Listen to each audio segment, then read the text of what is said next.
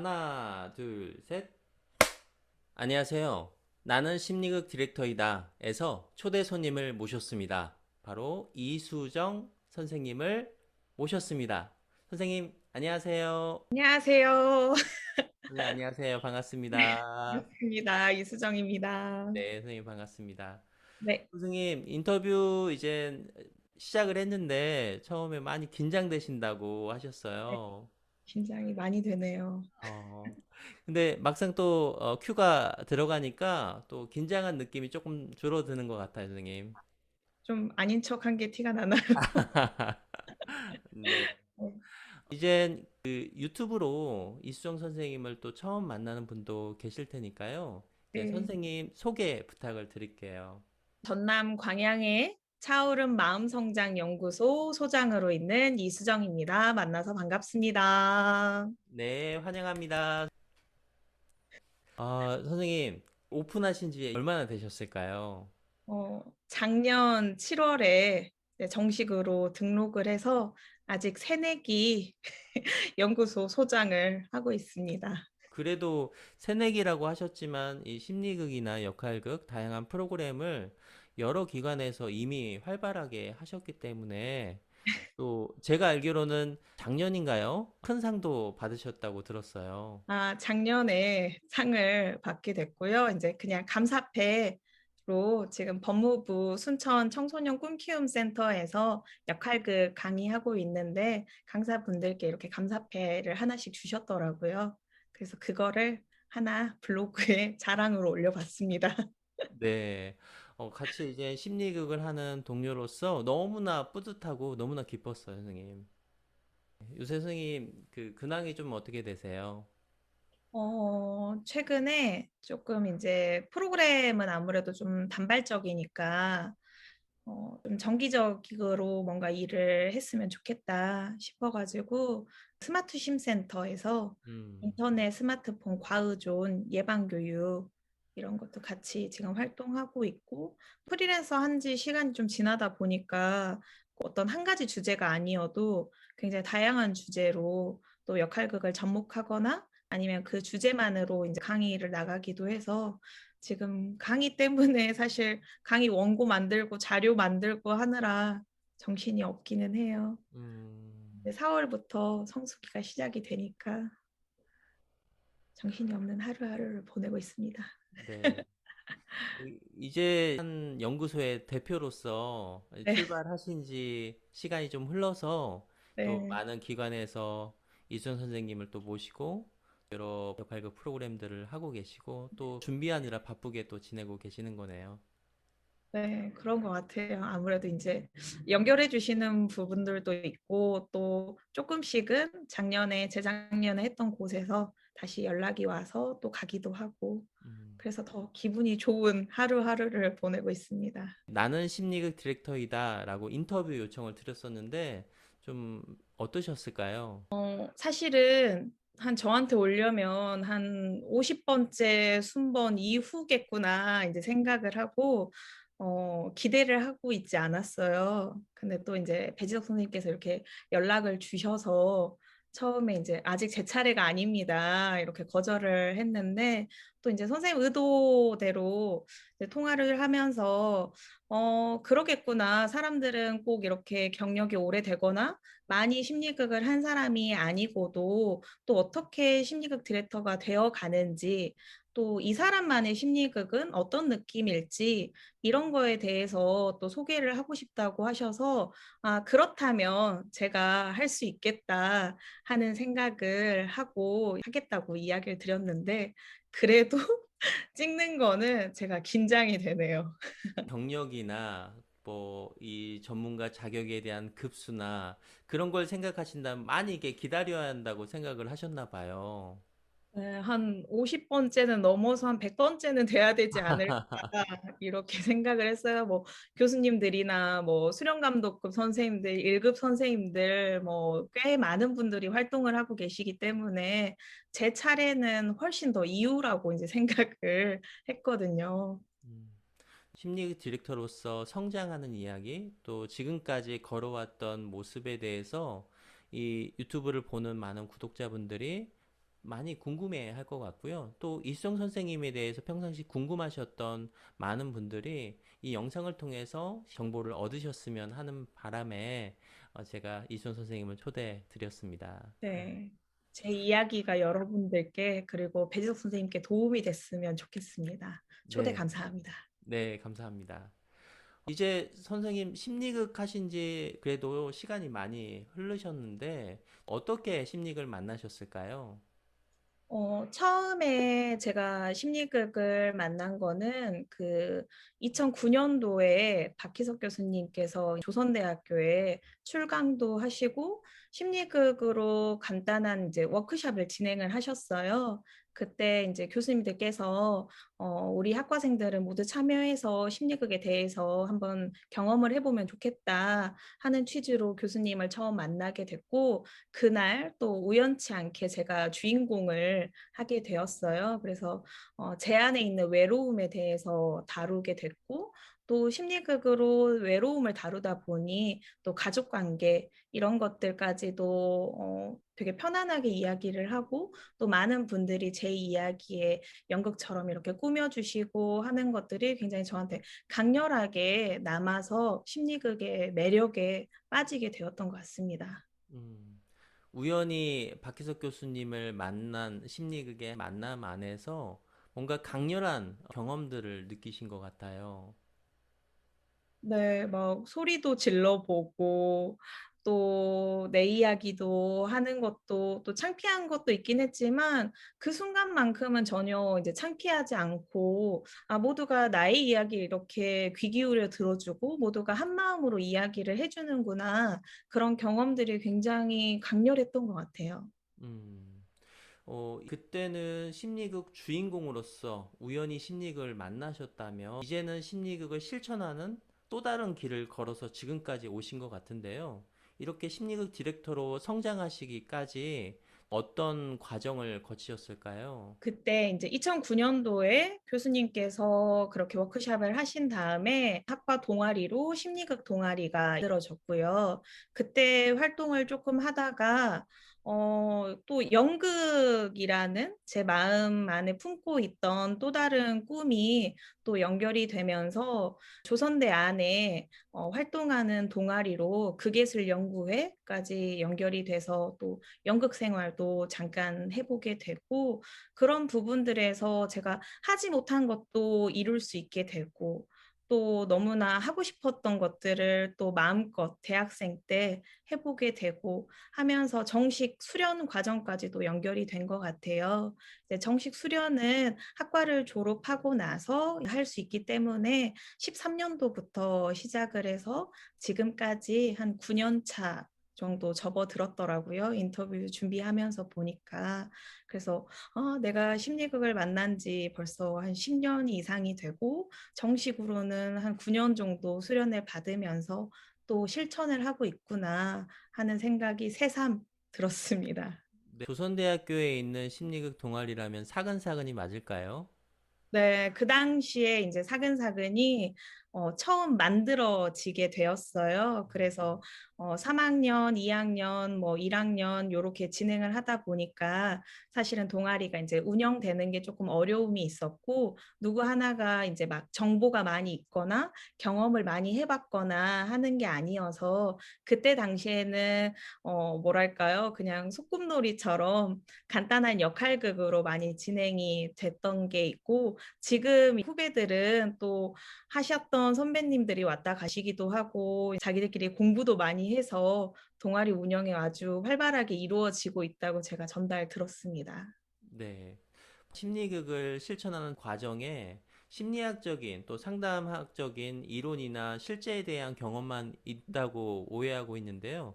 이야기해 주신 것처럼 극예술 연구회라고 얘기해 주셨잖아요. 그 연극에 대한 경험도 있다고 하니까 심리극에 대한 어떤 역할로서 또 다양한 경험들이 있으실 것 같아요. 네, 아무래도 그 연극에서는 대본에만 나와 있는 부분이 있는데 상담을 전공하면서 심리에 대한 공부도 하게 되고 연극도 공부를 하게 되니까 나와 있지 않은 그 사람의 어떤 성장 배경이나 그 사람의 스토리를 제 나름대로 꾸며가는 게 지금 와서 보니까 어떤 상담의 사례 개념 하나 또 그 사람의 감정에 대한 어떤 원리나 이유들 이런 것들하고 많이 연결이 돼 있던 것 같고 그때 더 원초적인 욕구와 연결이 돼 있는 거를 많이 경험을 해서 오히려 더 풍부한 그런 심리극을 할 수 있게 되지 않았나 하는 생각이 들어요. 저도 평상시에 이수영 선생님의 디렉팅이나 또는 보조자 역할을 보면서 조금 더 극적이고 조금 더 다이나믹한 역동을 많이 보기도 했는데, 아, 무엇 때문에 이수영 선생님의 드라마가 그런 모습으로 보여졌는지 이해가 좀 되네요. 심리극 디렉터로 성장하는 과정에서 이수영 선생님의 삶도 많은 변화를 가졌을 것 같은데, 심리 디렉터로서 삶에 어떤 부분이 도움이 되셨을까요? 제가 조선대에 가서 이제 상담을 공부하게 됐던 건, 저 역시도 굉장히 어려웠던 청소년기를 거쳤던 것 같아요. 그래서 제 마음에 대해서 좀 더 알고 싶었고, 제 마음을 좀 더 위로받고 싶었고 해서 상담 공부를 시작하게 되었는데, 또 심리극과 같이 공부를 하게 되면서 심리극 안에서 이제 거울 기법, 이라고 하는 부분이 마치 나의 모습을 객관적으로 좀 바라보게 되고 또 그 안에서 내가 놓친 것들, 내가 원했던 것들 그런 것을 한 번에 바라볼 수 있는 요즘 이야기하는 마음 챙김과 많이 연결이 돼 있는 것 같아요. 그래서 자라면서 또 심리극과 함께 하면서 굉장히 좀 부정적이었던 부분들이 긍정적으로 변하게 되고 제 삶을 좀 더 객관적으로 볼 수 있었던 것. 그게 정말 큰 도움이 됐던 것 같습니다. 네, 심리극이 하나의 기법으로 테크닉으로만 실천하는 것이 아니라 심리극 디렉터로서 성장하기 위해 외로움이란 감정과 내 안에 있었던 여러 모습들을 직접 거리를 두고 객관적으로 바라보시려는 시도를 하신 것 같네요. 그래서 제 디렉팅 안에서도 그 사람이 조금 더 자신을 객관적으로 바라볼 수 있게 어떤 게 정말 내가 원했는지 내 삶 밖에서 볼 수 있게 하는 드라마가 조금 더 많이 있는 것 같아요. 금방은 심리극 디렉터로서 성장하는 과정의 삶의 변화, 삶에 도움이 되는 부분이었다면 실제로 심리극 디렉터로서 디렉팅을 할 때 또는 주인공 경험을 하실 때 중요하게 바라보시는 부분이 있을 것 같아요. 아무래도 심리극에서는 보다 안전한 공간이기 때문에 이전에 하지 못했거나 하고 싶었던 것들을 극적으로 마음껏 발휘해 볼 수도 있고 하는 부분이 장점으로 크게 있어서 저 같은 경우에는 충분히 그 감정을 좀 털어낼 수 있도록 그렇게 하고 그 사람이 그 사람의 삶을 바라보면서 앞으로는 어떻게 하고 싶은지 또 이렇게 해왔던 것은 나의 어떤 자원들이 있었고 외적으로는 누군가의 도움이 있었고 내적으로는 나의 어떤 힘이 있었는지 이것들을 충분히 경험하고 바라볼 수 있는 힘이 그 사람 안에 분명히 존재하거든요. 그래서 그 사람 안에 있던 용기를 끌어내주는 그런 디렉팅을 많이 하고 있습니다. 심리극 안에서 나의 자원을 찾는다, 나의 마음의 힘을 찾는다. 이거 참 어려운 일인데 심리극을 경험하는 주인공 입장에서는 뭔가 새로운 것을 발견한 듯한 느낌이 많이 들 것 같아요. 하다 보면 그것이 본인의 삶과 너무 밀접하게 연결이 돼 있었기 때문에 따로 분류하는 게 굉장히 어렵기도 하지만 또 객관적으로 다른 사람의 입장에서 그 사람을 본다라고 주인공이 생각을 하면 저 사람 굉장히 용기 있는 것 같고 굉장히 잘하고 있던 것 같다. 굉장히 애쓰면서 지금까지 살았던 것 같다. 이런 것들을 발견을 본인들이 하시더라고요. 그래서 그것들이 참 제가 드린 게 아니고 그분들 안에 있는 용기가 주인공도 하게 하고 그날 이렇게 꿈을 이룰 수 있게 하구나 그런 것들을 발견하곤 한답니다. 음, 디렉터로서 감정을 안전하게 표현하게 돕고 주인공이 갖고 있는 마음의 힘을 발견하게 하는 그 과정, 저도 참 중요하게 생각하는 부분 중에 하나인데요. 그러면 이렇게 심리학을 실천하시면서 가장 기억에 남는 장면이 있으실까요? 이제 상담이나 심리학 같은 경우에는 제 가치관이라서 그럴지는 몰라도 종결된 이후에는 사실 연락을 먼저 드리거나 만나지는 않아요. 그리고 만나는 경험도 많이 없고.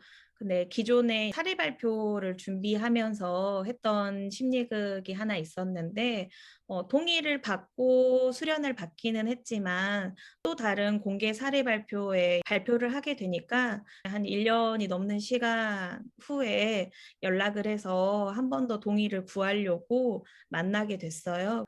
흔쾌히 만나자고 하면서 본인도 제가 어떻게 지내는지 궁금했고 해주고 싶은 이야기가 있다고 하면서 다시 만나게 됐을 때 본인도 너무 잘 지내고 있었고 가족들하고도 너무 잘 지낸다. 특히 이제 동생이나 가족들이 본인을 어떻게 하면 해코지를 하고 나를 싫어하는 거에 대해서 많이 이야기를 했다면 지금 돌아보니 나를 위해서 한 말이었는데 그게 난 너무 아팠었고 가족들하고 심리극을 했던 이야기를 쭉 하고 나니까 가족들이 아, 네가 그렇게 힘들었겠구나 하는 공감도 받았다고 하면서 그 이후에는 학교 적응도 잘 하게 되고 또 성적도 많이 오르고 그래서 이제 고등학교를 어디 갈까 이런 고민까지 이야기를 해줬을 때 정말 나름 뿌듯하더라고요. 어떻게 보면 제가 가진 재능 중에 하나를 잠깐 보여줬던 건데 삶이 바뀌고 또 다르게 지내고 있다는 이야기를 들으니까 너무 뿌듯한 경험이 됐던 것 같습니다. 심리극 무대가 끝나면 달라진 것이 없다, 그뿐이다 라는 오해를 많이 하곤 하는데요. 이수정 선생님께서 얘기해 주신 심리극의 또 다른 모습은 그 사람, 한 사람의 주인공의 삶에 지속적으로 영향을 주고 본인뿐만 아니라 누군가의 관계에서도 긍정적인 영향을 지속적으로 줄 수 있다는 그런 생각까지 들기도 하네요. 네. 그날 심리극을 통해서 크게 바뀌지는 않았지만 마음에 뭔가 씨앗을 심었던 것 같고요. 그 씨앗이 가족과 학교 여러 가지에서 싹을 피우고 또 꽃을 피우는 그 과정이지 않았나 하는 생각이 들어요. 그 연구소 이름이 차오름 마음성장 연구소잖아요. 네. 네네. 이 의미가 있을까요? 조금 일상에서 어려운 부분들이 항상 있는 것 같아요. 누구나. 그게 이제 본인이 견딜 만한 고난인지 아니면 견디기 어려운 고난인지는 몰라도 인생에 있는 어떤 장애물들을 내딛고 차올라서 그것을 넘어가기를 바라는 어떤 내적인 힘, 또 감정이 이제 차오르다, 벅차오르다 하는 두 가지 의미를 같이 담고 있습니다. 음, 금방 그 연구소 이름과 또 이수영 선생님께서 얘기해 주신 심리극에서 중요하게 생각하는 부분을 같이 생각하니까 앞으로 이수정 선생님을 만날 때 또 이수정 선생님의 심리극을 볼 때 무엇을 조금 더 주의 깊게 봐야 하는지 이해가 되는 것 같습니다. 네. 네. 그런 부분을 많이 담으려고 노력을 했는데 이름이 괜찮은지 모르겠어요. 네. 네. 또 이렇게 심리극을 하다 보면 막상 우리가 좀 중요하게 생각하는 거, 지향하는 바가 분명히 있지만 때로는 어려운 부분도 있을 것 같아요. 심리극을 배우고 실천하시면서 아, 이거는 정말 어렵다라고 생각하시는 부분이 있을까요? 일단 작년 한 해 같은 경우에는 이제 코로나19로 인해서 모두가 힘들었던 것 같습니다. 그래서 집단으로 만나지 못해서 심리극을 할 수 있는 어떤 여건이 많이 안 돼서 그 부분이 많이 아쉬웠던 것 같아요. 그리고 이제 혼자 아무래도 다니게 되는 경우가 많은데 그럴 때는 이제 숙련된 보조자나 또 심리극에 대해서 많이 아시는 시민들이 안 계셔서 혼자 디렉팅도 하고 보조자도 하고 많은 역할을 계속 해야 되는 부분들이 온전하게 그 주인공한테 이것을 경험하고 몰입하게 해주고 싶은데 조금 맥이 이어지지 않고 끊기는 느낌이 들 때 이제 스스로 좀 아쉽다, 이럴 때 많이 어렵다 하는 생각이 드는 것 같고요. 또 제 심리극 역시 다른 사람에 대한 평가를 많이 듣지 못하니까 내가 잘하고 있는 건가? 이런 방법이 맞을까? 하는 고민은 역시 심리극을 하시는 분들과 같이 상의를 하고 공부를 하고 하는 시간들이 필요하구나 하는 부분이 있습니다. 심리극 디렉터가 갖고 있는 여러 가지 역할 중에 하나죠. 다양한 역할을 또 해야 한다는 부담감이 여전히 저도 있는데요.